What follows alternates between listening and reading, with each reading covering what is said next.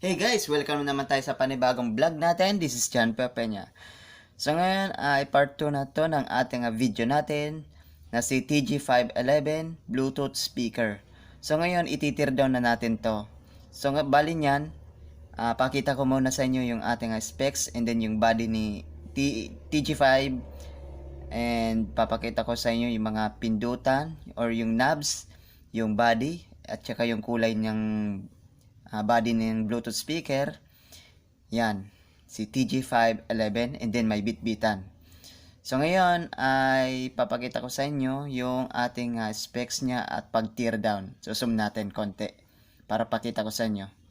So bali niyan ay tatanggalin natin yung tatlong screw dyan sa kulay itim na yan, yung tinatawag na rubber or yung vibration na hindi gumalaw yung speaker.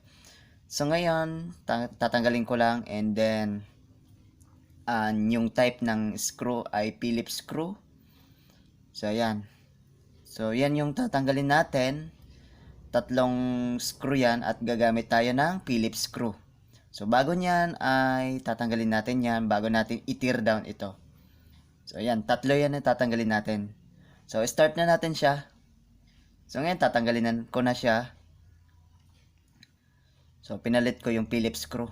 So, yun, tatanggalin ko na siya and i-pass forward na natin to.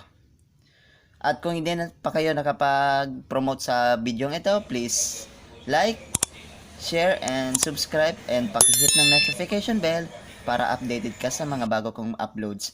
Yung ating part 1 ng ating video na ito ni si TG511, ililagay ko na lang dyan sa description or sa comment section niya. Maraming salamat na lang sa panonood and huwag kalimutan na i-like itong video ito at pakishare na lang sa iba pang mga viewers, lalong-lalo na sa mga new subscribers sa YouTube. So, bali natanggal ko na yung tatlong screw and bubuksan na natin. So, nataka ko kasi yan yung battery. Nakasobrang liit-liit ng battery. Kaya napansin ko yung speaker niya is magaan. And then yan yung ating board. So yan, pakita ko na yan ulit mamaya. And meron pa siyang ano yan, passive or tatanggalin na screw. So yan, pakita ko ulit sa inyo. So bakit nagtaka kasi yung battery niya is kasing liit. Parang ano yan, parang isang daliri ko lang. Yan yung itsura ng battery. Kaya pala ang bilis malobat. So almost 1 hour lang lobat agad. So, napag-isipan ko na gusto kong palitan itong battery. So, i-tear down ko muna ito mamaya. So, ngayon ay ayusin ko to. Bali, may screw pang tatanggalin para ipakita ko sa inyo yung speaker niya sa loob. So, yan. Ayusin ko muna saglit. And titingnan ko baka matanggal yung mga wirings. So, bali, tatanggalin ko muna yung tatlo na screw. So, bibilisan natin yung ating video natin.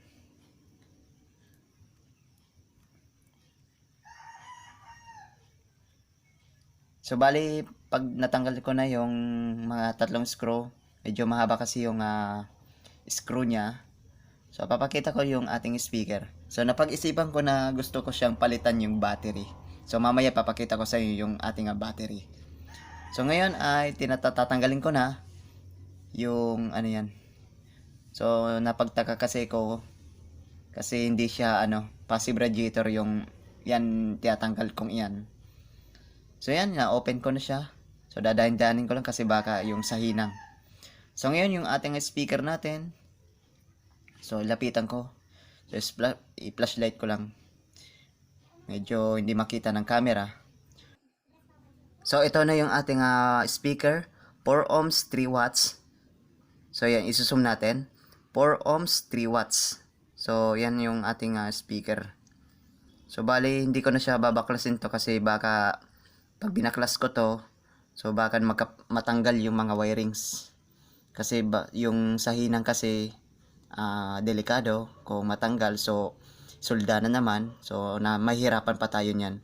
So ngayon babalik ko na lang to. So nataka lang kasi ko dito sa di yan takip na yan. So dapat sana is passive radiator.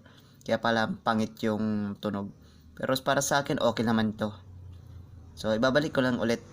And then papalitan natin to ng battery. So yun, screw ko na naman ulit. So ayusin ko lang muna yung camera para ayusin natin. So ngayon yan, screw natin to saglit.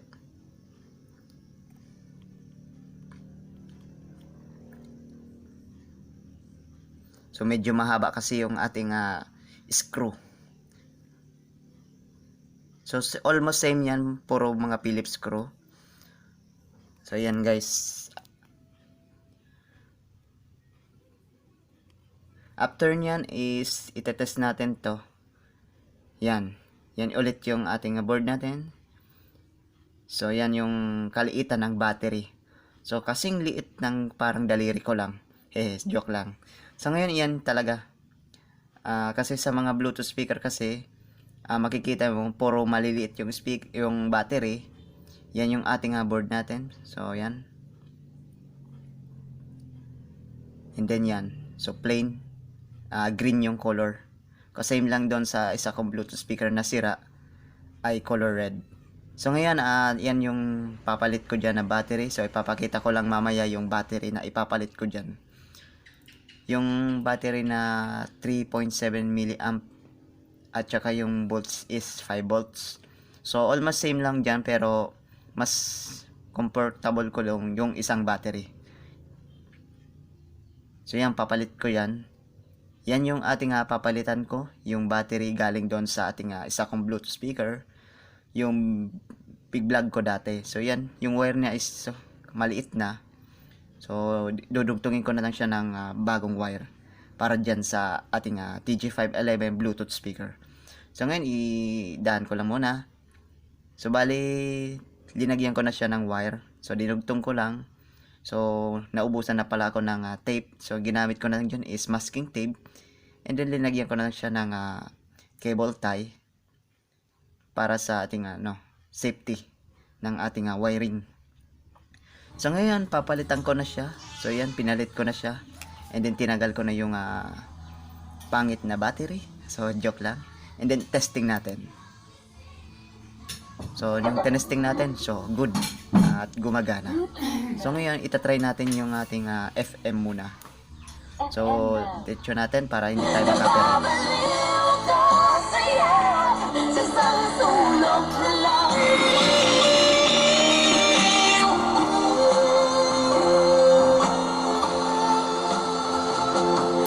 So, good yung ating ginawa natin. So, yan.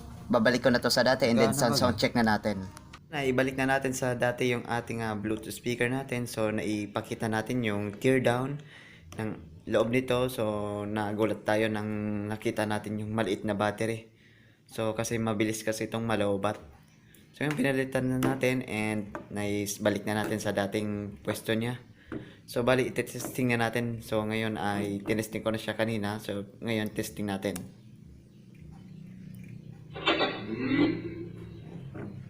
Bluetooth mode.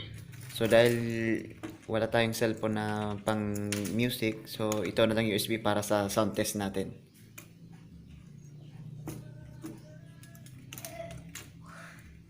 So hintayin natin.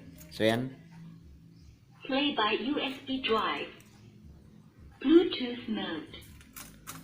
So parang So ulitin natin. Play by USB drive. Bluetooth mode. So hindi nahigpit yung ating USB. So ulitin natin ulit. So on na.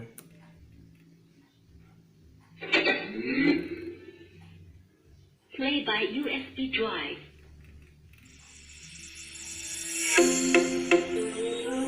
So ayos.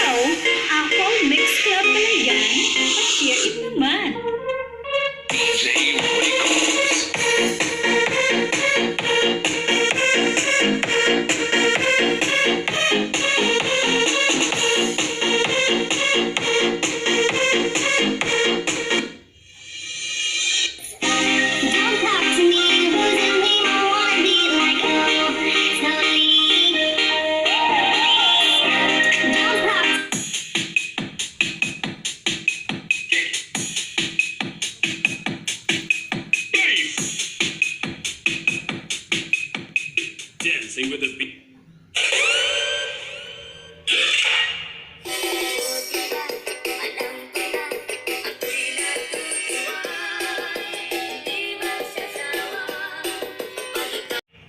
So ayos yung ating sound test natin ni TG511.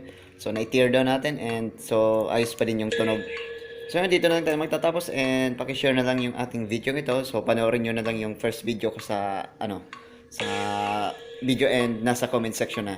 So dito na lang tayo magtatapos ng ating video and see you next vlog. So bye-bye!